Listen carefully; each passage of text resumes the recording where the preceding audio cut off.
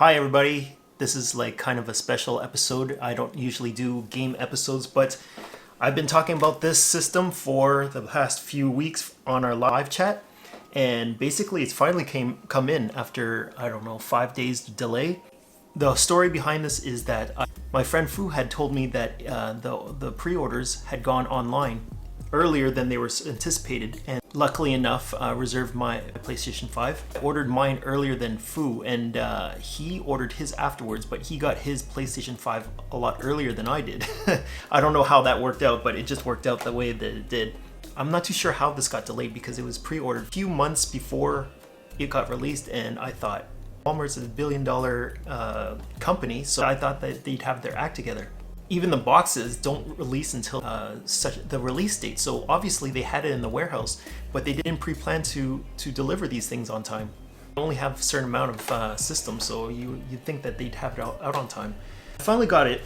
It is gigantic, as you can see, compared to the PlayStation 1, 2, 3, and 4. I think Sony done a fairly good job in anticipating on this release. They knew it was quite expensive, so what they did was made things backwards compatible. I guess that kind of helps with the fact that they don't have too many games at launch as well. For those that have the PSVR, you can mail in and actually get a camera dongle that allows you to use the PlayStation 4 camera onto the PlayStation 5, which allows you to use the PlayStation VR onto the PlayStation 5 here. I tried it out and it's actually a lot nicer.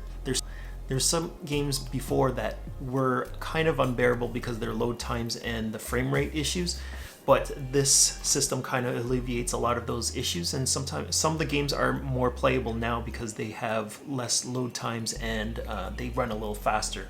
For PlayStation Plus subscribers, you guys get I think 23 PS4 games. They're all greatest hit games. I don't know if the 23 games are free for just the November or is it going to be free all the time. I'm not totally sure on that. This is also rushed out the gate, so don't expect all software to be perfect.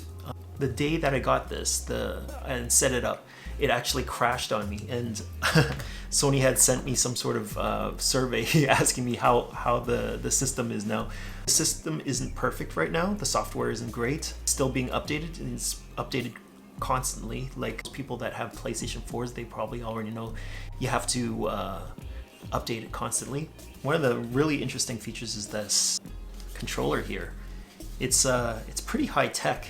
The free game that you get called Astro Playroom utilizes this PlayStation 5 controller really well because resistance on some of these buttons depending on what you're doing, and there's like weird kind of feedback where you can feel raindrops and stuff like that going on all over the place. So I'm really curious about like how the PlayStation 5 games are going to be utilizing some of this stuff.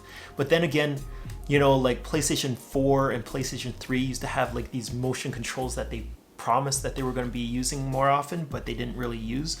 So this could be kind of a gimmick as well. But it would be pretty interesting how they use these triggers. It was kind of cool having the different type of resistance and feedback on these triggers. The optical drive right over here. To protect your disc, you want to like kind of put it in like that, but nope. The drive is over here because you don't want to overheat the insides of the machine. But the way that it's designed, there's like a lip over here that makes it hard to grab over here. So you have to always handle your CDs like this and enter them. It's a minor complaint, but still it sucks. I tried out some of the 4K movies on this.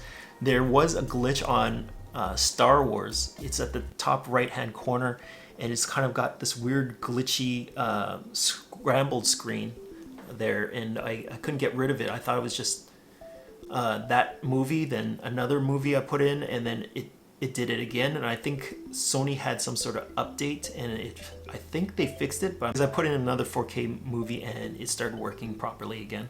You still need a PlayStation 4 for now to watch 3D Blu-rays on the PSVR.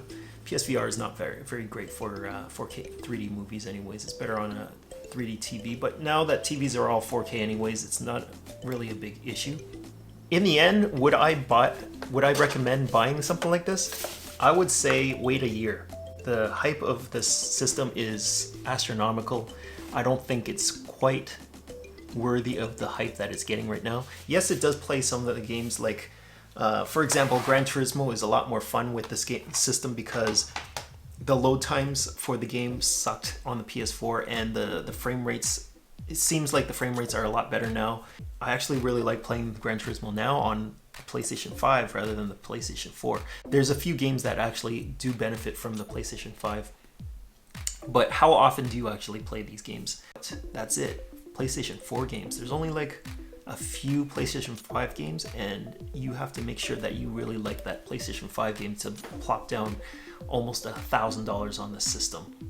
This new generation kind of kicks itself in the butt because everything's online now, so there really is no need for buying extra controllers. A lot of the games aren't even couch co-op anymore, so there's a rare chance that you'll actually need another controller.